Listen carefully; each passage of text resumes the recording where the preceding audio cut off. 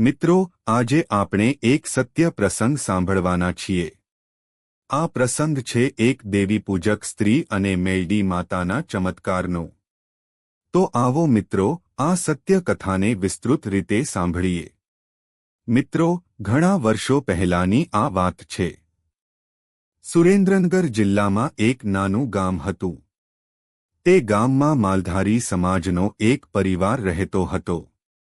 તે પરિવારમાં બે ભાઈ રહેતા હતા, મોટા ભાઈ અર્જુનભાઈ અને નાના ભાઈ લક્ષ્મણભાઈ। બંને ભાઈઓ પાસે ઘણી ગાયો અને ભેંસો હતી। દરરોજની જેમ એક દિવસ તેઓ પોતાના પશુઓને ચરાવવા માટે ગામની બહાર આવેલા વગડામાં ગયા। જ્યારે તેઓ પશુઓને ચરાવતા હતા ત્યારે અચાનક તેમને કોઈ સ્ત્રીનો રડવાનો અવાજ સંભળાયો। લક્ષ્મણભાઈએ આજુબાજુ જોયું, પણ આસપાસ કોઈ માણસ દેખાતો નહોતો। લક્ષ્મણભાઈએ અર્જુનભાઈને કહ્યું, મોટા ભાઈ, લાગે છે કોઈ સ્ત્રી મુશ્કેલીમાં છે। બંને ભાઈઓ એ અવાજની દિશામાં આગળ વધ્યા।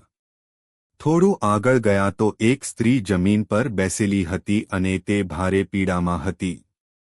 અર્જુનભાઈએ પૂછ્યું, બેન, તમે કોણ છો અને અહીં એકલા કેમ બેઠા છો? તે સ્ત્રીએ રડતા રડતા કહ્યું, ભાઈ, મારું અહીં કોઈ નથી। મને પ્રસૂતિની ભારે પીડા થઈ રહી છે। જો તમે મદદ કરશો તો મારું બાળક બચી જશે।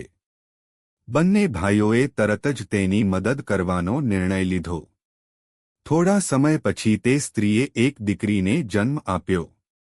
બાળકીનો જન્મ થતાં તે દેવીપૂજક સ્ત્રીએ પોતાનું ઓઢણું ઢીલું કરીને બાળકીને ઢાંકી। પછી તેણે અર્જુનભાઈને કહ્યું, ભાઈ, આ બાળકીને તમે સંભાળી લો।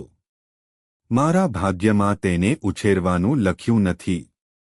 આ વાત સાંભળી અર્જુનભાઈ અને લક્ષ્મણભાઈ આશ્ચર્યમાં પડી ગયા। તે સ્ત્રીએ ફરી કહ્યું, આ દીકરી સામાન્ય નથી। આ મેલડી માતાનો આશીર્વાદ છે। એમ કહીને તે દેવીપૂજક સ્ત્રી ત્યાંથી ચાલતી બની। બંને ભાઈઓએ બાળકીને લઈને ગામ તરફ પાછા નીકળ્યા। ગામ પહોંચીને તેમણે પોતાની પત્ની હેમાબેનને આખી વાત કહી। હેમાબેનને બાળકીને જોઈને ખૂબ મમતા આવી ગઈ। તેમણે બાળકીને પોતાના ઘરમાં રાખી અને તેને પોતાની દીકરીની જેમ ઉછેરવાનું નક્કી કર્યું।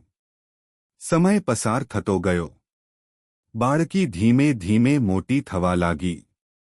ગામના લોકો પણ તેને ખૂબ પ્રેમ કરતા।